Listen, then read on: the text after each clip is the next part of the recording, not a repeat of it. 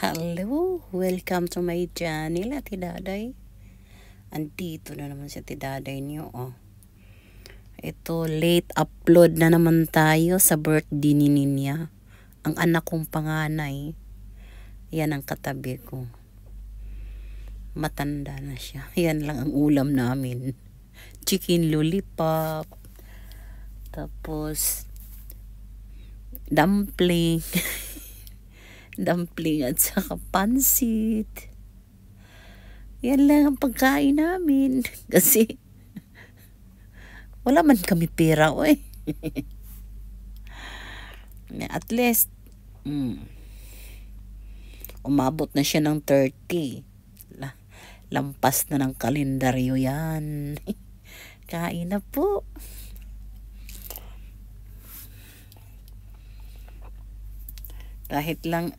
Kahit yan lang pagkain namin, masaya naman kami.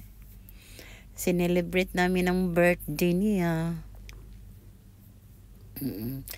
Tapos yung cake na ano niya, birthday cake niya, hindi pa kami bumili. Ang yung maliit kay Daday Christine, asawa ng anak kong bunso. Tapos yung malaki na bilog, galing yun kay Madam. Pinapaala yun kay Daday DC. Dinala ko. Pinadala niya sa akin. Birthday daw ng anak ko. Kaya yun, hindi kami bili ng cake. Yan lang. Mahal yun ang cake na yun. Galing kay Madam. Si Daday DC nga bumili niyon. Ang cake na yun. Ayan, tinawag namin yun si Christine, dumating na. Hinintay kasi namin kasi yung anak kong bunso, hating gabi pa yun makauwi galing sa trabaho, kaya yung asawa na lang niyang nandito. Diretso na siya, galing siya sa trabaho.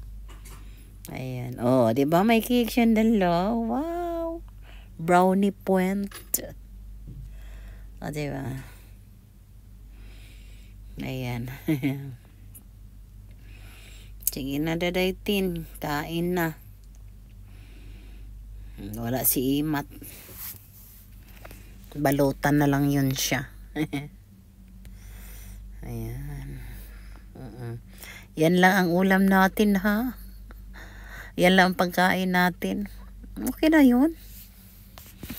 At least, salo-salo tayong magpamilya ba, di ba? Kahit konti lang pagkain, at least masaya naman kami. Tapos ang cake hindi pa sa amin. Kay Madam pa yun, ang cake kay Ninya. Salamat ng marami po, Madam. Pinaalam yung kay Daday DC. Ayan. Kain na po tayo, mga lods. Ganito pag mag-birthday dito sa ibang bansa, parang wala lang. Kumakain lang kami sa labas, hindi na nga nagluto eh. Tapos kumain sa labas, tipid na tipid kasi chicken lollipop lang ang ulam. Natawa ko talaga ako eh. Okay na yun. Hindi ba? Salamat po, Lord. Nakarating na ng 30 years old na si Ninya. Tingnan mo, hindi ko ikalain. May anak na akong 30 years old. Diba? Matanda na talaga ako. Diyos ko. Number lang yon. Tingnan, balat, panitan, diba? Anagon pa. Ang mga Bisaya lang ang nakaintindi niyan. Mga Tagalog din nila alam. Paniti, di ba anagon pa? So, ay, Diyos ko. Tawa lang tayo nito. At ang laki kong pasalamat pala sa mga subscriber ko at sa mga followers ko. Maraming salamat po, mga Lord, sa support nyo sa akin. At sana suportahan nyo ako pa hanggat dulo. At ang hindi pa po nakapag-subscribe sa aking YouTube channel, please subscribe po. Maraming salamat. same name pa rin po, Ate Daday. Dami pong mga followers. Maraming salamat po. Hindi ko talaga ini-expect. At sana bisitahin nyo din ang aking YouTube channel, mga lods. At paki-share ng mga video ko. Don't forget to share, like. At saka comment din po kayo kung meron po kayong ipa-shoutout sa akin. I-comment lang din nyo po. I-shoutout ko po yun po. Maraming salamat. Tara, kain tayo. Ayan.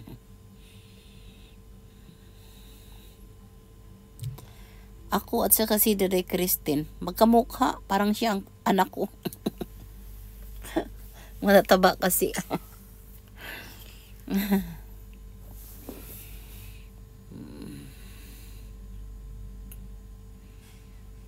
Ayan. Kainan na po. Daldal pa kami ng daldal. Habang kumakain.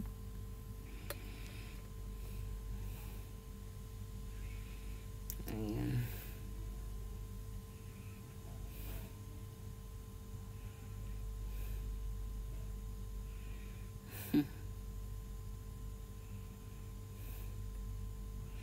Kain na po.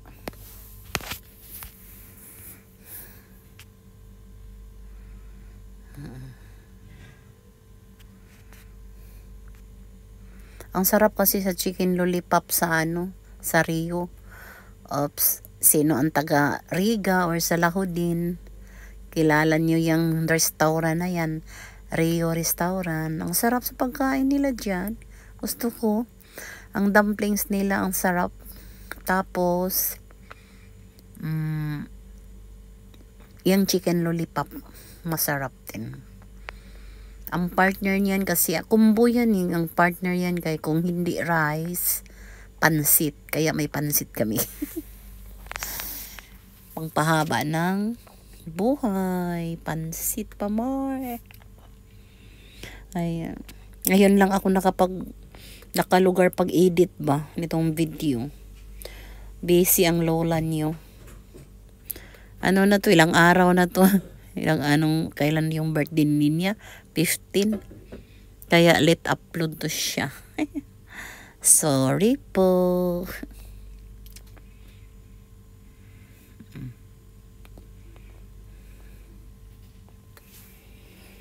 Busog na kasi kami, sabi ko kay Daday Christine, sa'yo na to, Day, ang rice, iubusin mo na. Sobrang busog na namin, kanina pa kami. Kasi naghintay kami sa kanya.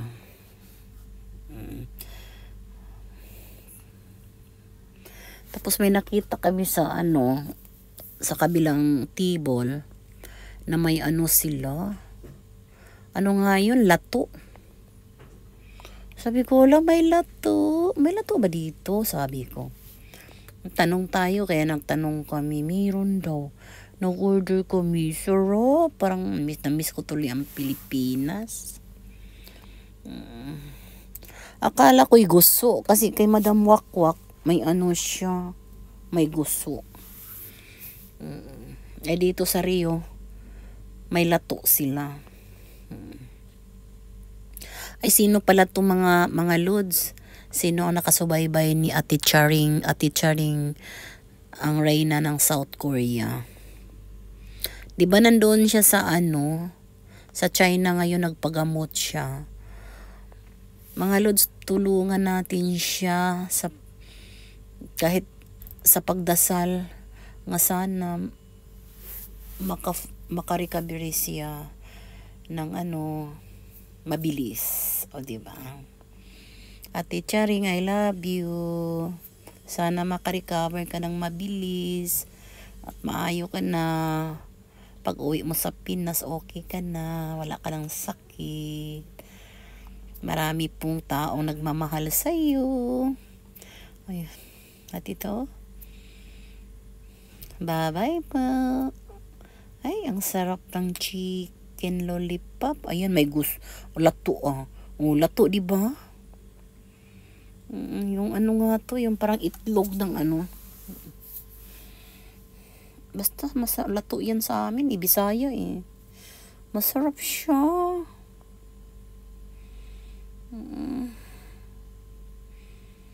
Diba? Lato pa more, lato-lato.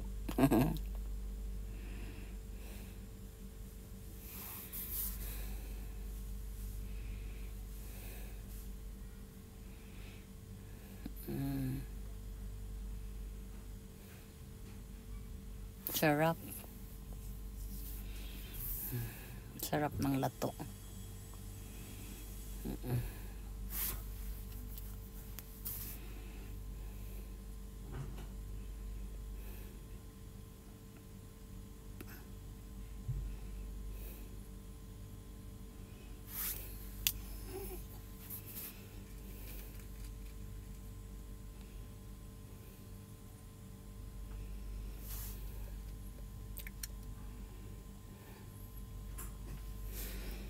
Ang lamig na dito sa sa Dubai ngayon, Diyos ko. Late ang nila dito, ang winter. Nung December, hindi siya masyado malamig. Pero ngayong January, Diyos ko, lalo na sa gabi, grabe ang lamig mga loads. Grabe talaga kalamig. Kaya pag gabi, naka-medyas ako paglalabas ako. Nakabukot lahat. Kasi sobrang lamig talaga sa labas. Parang kasi simula lang nung lamig. Wow, oh, lato. Lato pa more. Wow. Ang sarap. Namimiss ko talaga. Ang daming lato doon sa Tabuk Luok. Danau City, Cebu. Sa may tinapanan. Sa mga tapananan dito ba. Sa may Tabuk Luok. Sarap sa mga dito.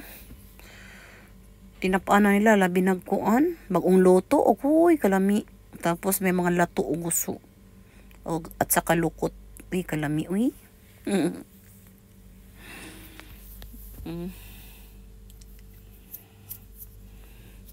Kinsa na sa Rigad. Kauna mo diri sa Rio Restaurant. Sarap ng pagkain nila. Oh, may lato sila pala. Ngayon ko palang alam. Babay na lang.